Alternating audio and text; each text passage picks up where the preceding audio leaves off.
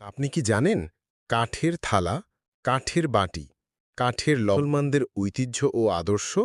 তাই নাকি? এই বিষয় নিয়ে কখনো জানা হয়নি। একটু বিস্তারিত বলবেন? পবিত্র হাদিস শরীফে বর্ণিত রয়েছে, বিশিষ্ট তাবেয়ী হজরত সাবেত রহমতুল্লাহি আলাইহি বর্ণনা করেন, ইয়া মালিক ইয়া মালিক সাল্লু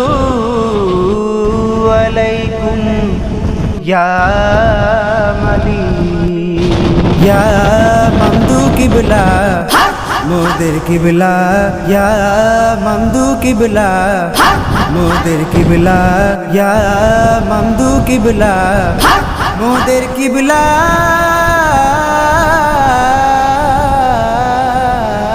নূর সিনা বসিনা